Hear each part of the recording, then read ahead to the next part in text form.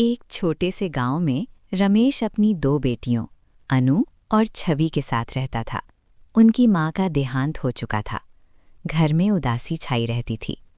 कुछ समय बाद रमेश ने दूसरी शादी कर ली। नई पत्नी का नाम था कमला। पापा, क्या ये हमारी नई माँ है? हाँ बेटा, अब यही तुम्हारी माँ है।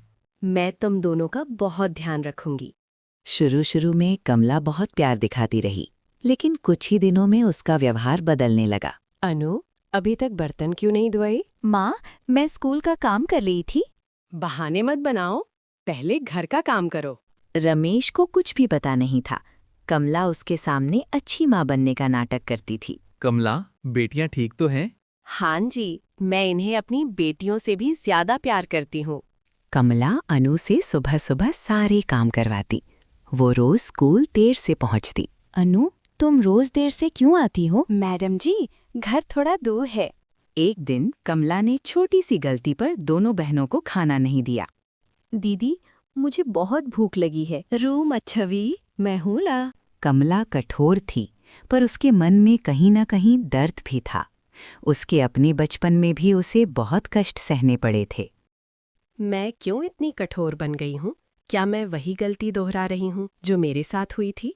दीपावली आई, घर में रोशनी थी, पर अनु और छवि के मन में अंधेरा था। दीदी, माँ होती तो हमें नए कपड़े दिलाती। हाँ, पर हमें हिम्मत रखनी होगी। पड़ोस में रहने वाली सावित्री चाची ने अनु की सूझी आंखें देखीं। बेटी, तुम रोई हो क्या? नहीं चाची, बस धूल चली गई थी। एक दिन रमेश अचानक जल्दी घर आ गया। उसने देखा कि कमला अनु पर चिल्ला रही थी। तुमसे कोई काम ठीक से नहीं होता। कमला, तुम इस तरह क्यों बोल रही हो? रमेश ने पहली बार अनु से अकेले में पूछा। सच बताओ बेटा, क्या कमला तुम्हारे साथ ठीक व्यवहार करती है? हाँ पापा, माँ बहुत अच्छी है। रमेश के पूछने पर भी अनु ने सच छुपा लिया। वो नहीं चाहती थी कि घर में और कलह हो। दीदी, आपने पापा को सच क्यों नहीं बताया? क्योंकि अगर पापा दुखी हुए तो हम कैसे खुश रहेंगे? कमला को लगा कि अब रमेश को शक होने लगा है, फिर भी उसमें कोई बदलाव नहीं आया। अब से स्कूल के बाद सीधे घर आना, कहीं रुकना नहीं। जी माँ। और हाँ, पड़ोस में शिकायत करने की कोशिश भी मत करना। अधिक काम और तनाव के कारण छवि बीमार पड़ गई। उसे तेज बुखार था। माँ, छवि को डॉक्टर के पास ले चलिए। थोड़ा बुखार ही तो है, ठीक हो जाएगा। जब रमेश को छवि की हालत का पता चला तो वो घबरा गया। कमला, इतनी देर से क्यों बताया? मुझे लगा मामूली बुखार है। रमेश तुरंत डॉक्टर को बुला लाया। डॉक्टर ने कहा कि बच्ची कमजोरी और तनाव के कारण बीमार हुई है। बच्ची को आराम और अच्छा भोजन चाहिए। अच्छा भोजन? क्या ये ठीक से नहीं खाती? एक बार सावित्री चाची को रमेश रास्ते में मिलता है तो वो रमेश को सब बता देती हैं कि कमला बच्चियों के साथ क्या करती हैं। भैया, मैं सब देखती हूँ। बच्चियाँ बहुत सह रही हैं। क्या सच में? रात को रमेश ने कमला से खुलकर बात की। कमला, क्या तुम सच में बच्चियों से कठोर व्यवहार करती हो? तो अब आपको मुझ पर भरोसा नहीं? भरोसा है, पर सच जानना चाहता हूँ। कमला ने पहली बार अपने बचपन का दर्द बताया। मैं भी सौतेली माँ के साए में पली हूँ। मुझे कभी भी प्यार नहीं मिला। तो क्या उसी दर्द को तुम दोहरा रही हो? अनु ने सब सुन लिया। उसने पहली बार साहस जुटाया। माँ, अगर आपको दर्द मिला था तो हमें वही दर्द क्यों दे रही हो? कमला के दिल में पहली बार पछतावे की दरार पड़ी। उसने सोचा, क्या वो सच में गलत है? शायद मैं सच में गलत रास्ते पर हूँ। कमला पूरी रात सो नहीं पाई। अनु के शब्द उसके कानों में गूंज रहे थे। मैं क्यों वही बनती जा रही हूँ जिससे मैं खुद नफरत करती थी?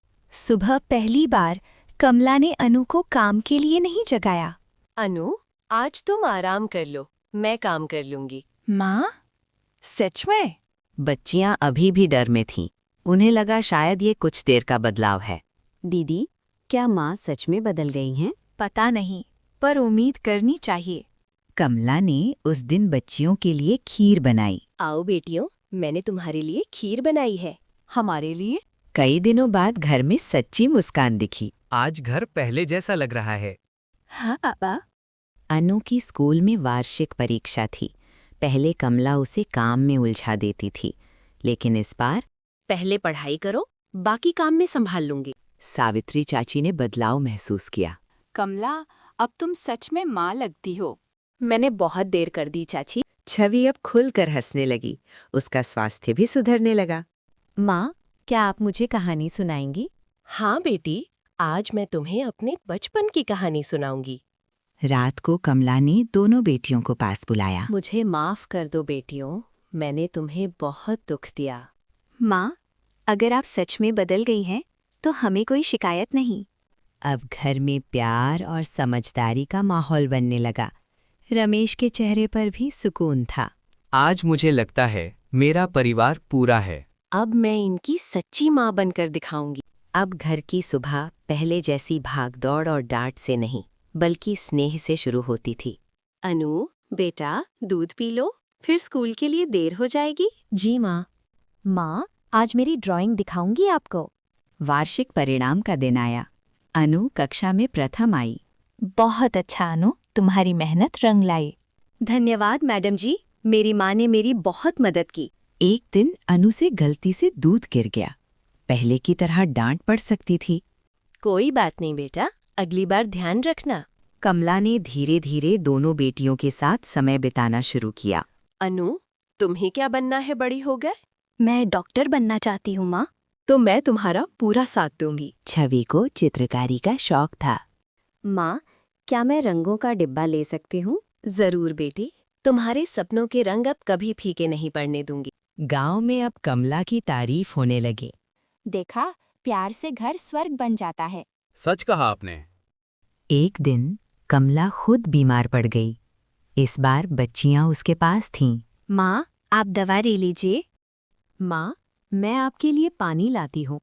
कमला ने महसूस किया कि प्यार लौट कर आता है। तुम दोनों ने मुझे सिखाया कि माँ होना क्या होता है। माँ होना दिल से होता है।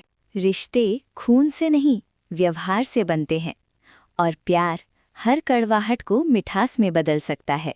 अगर आप सभी को हमारी कहानी अच्छी लगी हो तो हमारे चैनल को सब्सक्राइब करें और लाइक करें और कमेंट बॉक्स में बताएं हमारी कहानी आप सभी को कैसे लगी। और हाँ, शेयर करना ना भूलें। धन्यवाद।